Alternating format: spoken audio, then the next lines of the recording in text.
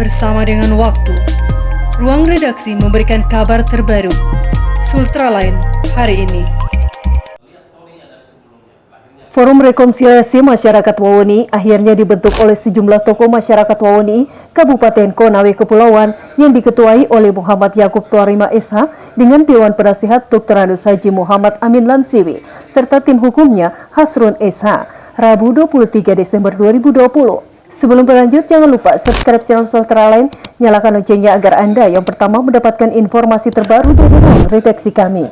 Tujuan dari dibentuknya forum ini dalam rangka mempersatukan segala perbedaan kepentingan putra-putri di Wawoni, yakni pasca Pilkada 2020 dan soal pro kontra hadirnya pertambangan di Pulau Wawoni. Selain akan mendorong rekonsiliasi pasca Pilkada, forum ini juga akan banyak membahas solusi atas pertambangan yang beroperasi di wilayah tersebut, karena sudah cukup lama menjadi salah satu sumber konflik yang berkepanjangan di pulau tersebut. Dan harapannya ke depannya agar segala perbedaan pendapat yang terjadi di Wawoni agar bisa diselesaikan di dalam forum tersebut. Hal ini disampaikan oleh Ketua Forum Rekonsiliasi Masyarakat Wawoni, Muhammad Yakub Tuarima SH, dalam sebuah konferensi pers di salah satu warkop di Kota Kendari.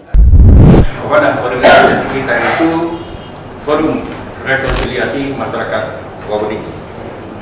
Adapun latar belakang daripada forum ini adalah kita lahirkan sebagai satu wadah untuk mempersatukan seluruh perbedaan kepentingan putra-putri Wawoni.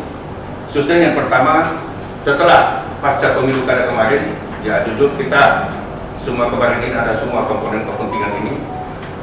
Yang kedua, terhadap isu-isu lain yang mencuat di belakangan ini, yang salah satunya adalah masalah pertambangan yang akan melakukan eksplorasi dan eksploitasi di Pulau Wawoni. Ini tentunya kita mengharapkan sebagai ketua forum mengharapkan bahwa siapapun teman-teman mitra usaha kita yang akan melakukan mitra usaha di Wawoni ini, kita mengharapkan full keterlibatan putra-putri Wawoni sebagai masyarakat yang ada di pulau sana. Ini tentunya bukan hanya misalkan di perusahaan tambang ini, bukan jangan hanya sebagai pekerja-pekerja kasar yang ada di dalamnya, tetapi juga kita betul-betul akan mempressure agar putra-putra Wawoni ada terlibat dalam proses pengambilan keputusan. Itu yang kedua. Yang ketiga, kita akan melakukan koordinasi dan komunikasi dengan yang pertama dengan pemerintah daerah Kabupaten Konawe Kepulauan tentunya, karena kita harus sama-sama bersinergi dalam rangka membangun dan menyatukan visi misi mengenai pertambangan ini. Yang kedua, dengan pemerintah provinsi tentunya, juga mungkin termasuk pemerintah pusat dan teman-teman kita yang ada di aparat penegak hukum. Ya, kita akan sesuai kesepakatan kita akan membagi tugas semuanya ini. Ada legal hukum kita yang banyak berkontribusi untuk memberikan masukan-masukan dan berkoordinasi yang kira-kira peraturan tahun. Sehingga apa? Kita tidak ingin lagi ada anak Wawoni nanti ini, ada sesuatu ini sedikit kadang-kadang sudah ditangkap. Ini yang penting kita betul. Oleh karena itu wadah ini betul-betul mari kita bersatu, anak Wawoni ini kita menyikapi semua ini. Kalau ada perbedaan kita, mari kita bicarakan di sini. Sehingga suara kita yang keluar itu adalah suara semua putra-putri Wawoni. Senada dengan itu, tim hukum Forum Rekonsiliasi Masyarakat Wawoni Hasrun SH menyampaikan bahwa kehadiran forum ini untuk menyatukan perspektif masyarakat Wawoni untuk lebih baik pasca Pilkada, termasuk soal pertambangan, di mana ia mengharapkan agar putra-putri Wawoni untuk diberdayakan dalam posisi-posisi yang baik di dalam perusahaan tambang dan tidak sekedar hanya pekerja kasar saja.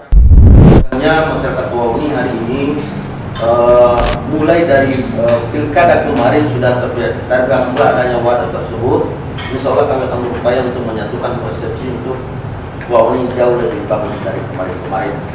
Dan yang kedua, menyikapi pertambangan di Wawoni, tadi Ketua Forum dia sudah sampaikan bahwasanya kami juga mengharapkan pihak perusahaan yang ada di Pulau Wawoni memperdayakan putra-putri Wawoni untuk menduduki jabatan yang baik dalam perusahaan tersebut. Itu yang menjadi penyampaian. Terima kasih. Terkait perlunya pemberdayaan putra-putri Wawoni dalam pertambangan Wawoni, Hasrun SH menjelaskan bahwa saat ini Wawoni sudah memiliki banyak sumber daya manusia yang terpelajar dan masyarakat Wawoni juga menginginkan maju seperti wilayah-wilayah lainnya di Sulawesi Tenggara. Dan ia berharap perusahaan tambang yang ingin beroperasi di Pulau Wawoni agar berpikir jangka panjang bagi masyarakat Wawoni dan tidak sekedar melakukan eksploitasi sumber daya alam di Pulau Wawoni. Cukup memiliki baik sumber daya manusia maupun sumber daya alamnya. Pertama, pertimbangan itu. Yang kedua, saya ingin sampaikan bahwa Wawoni juga menginginkan jauh yang lebih bagus daripada daerah-daerah yang lain. Ya. Dan itu juga tidak melepas ketika pertambangan berjalan, kami menginginkan bukan cuma pengambilan masalah ore atau diambil di Pulau lalu dipindahkan.